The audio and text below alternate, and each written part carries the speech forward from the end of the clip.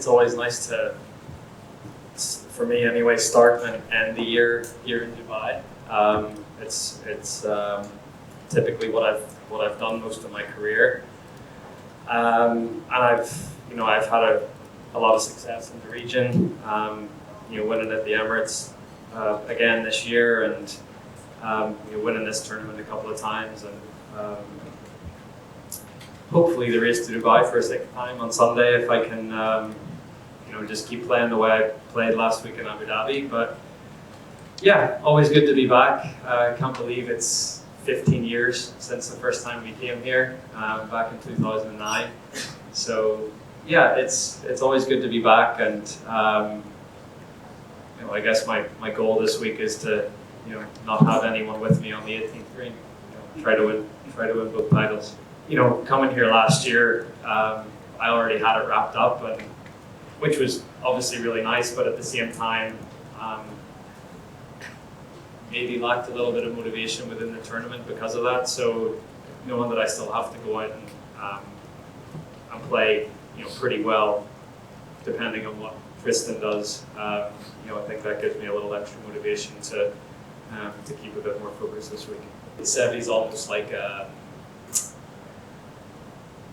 not like a mythical character to me, but it just is a little bit before my time. But he was my dad's favorite player, and I don't think it could be, the immense impact he had on European golf, from a Ryder Cup perspective, and from what he did for the European Tour.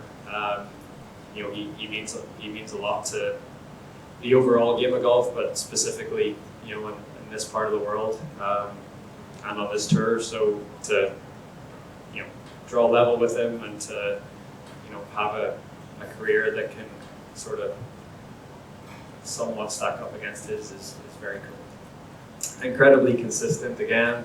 I think I've been really proud of that over the last few years. But then at the same time, thinking about the ones that got away, I should be sitting up here with a fifth major title, and I'm not. So that that stings, and that's something that I've had to come to terms with. But at the same time, I've got plenty more opportunities in the future. But I've really just tried to focus on the positives of this year, of consistently performing at the highest level. Still having 3 wins with an opportunity to get a 4th here this week. To win another race to Dubai title.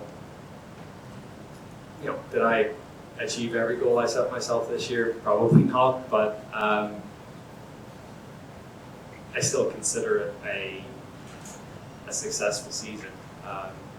You've got 2 guys at the top of the world rankings, Xander winning 2 majors, Scotty winning a Masters and a Players, and the Olympics. They certainly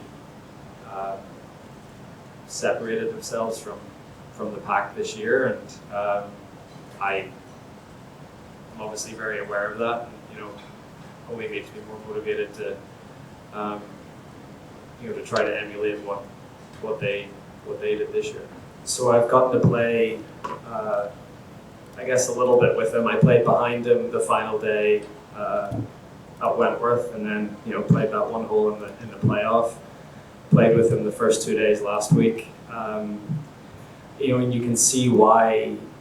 Like, for example, you can see why he did well at the Open at Troon. Just his ball flight, how he manages his game. The way he plays, he can. He's quite a creative player. He plays a lot of different shots.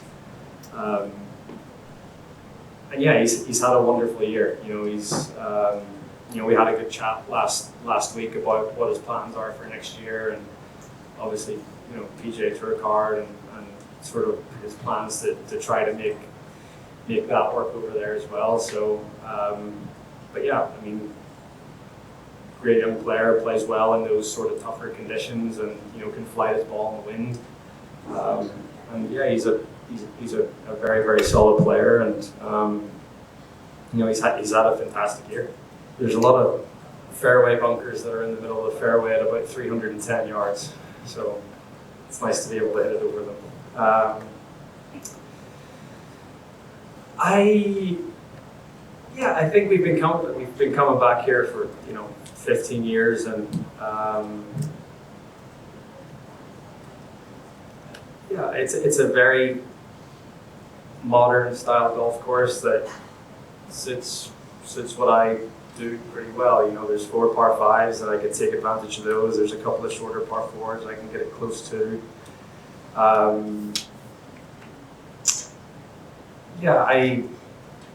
don't know, I like the aesthetic of the sort of the splashed up white bunkers. I feel like it provides a lot of definition and you can see what shots you want to hit. I'm not going to give it too much credit because of who the course designer is, but but it's a course that I have always enjoyed playing. No, I think that'll look very similar going forward. I think I'll most typically start in the Middle East in Dubai, and then I don't really play over here again until the Scottish Open. So I'll play that. That's a tournament that I've enjoyed playing the last few years, especially leading up to the Open Championship. And then once the season in America's done, then come back over. The way the schedule is Irish Open, Wentworth, Dunhill, these 2 events. It's going to look very similar to what I've always done. If anything, the schedule will be reduced over in the States in terms of some of the tournaments I played this year that I typically don't play. Those are the ones that I would shoot off. When Sergio was coming through, especially after that PGA in '99 at Medina, running up the fairway, Sergio was my favorite player for a lot of years. So Sergio definitely inspired me, and then when I got to playing on tour and getting to play on Ryder Cup teams and stuff with him, it was a dream come true for me to play so closely and to partner with one of my heroes growing up. I think for me, after the summer in America, and I play Irish Open and Wentworth and the Dunhill typically, or at least some years.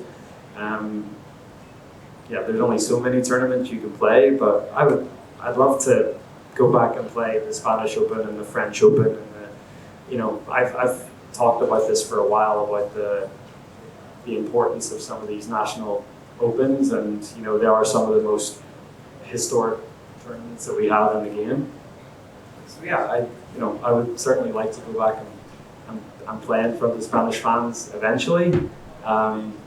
It's just a matter of trying to make it all work. So, and there's an event in Valderrama every year, but I can't play on that one, unfortunately.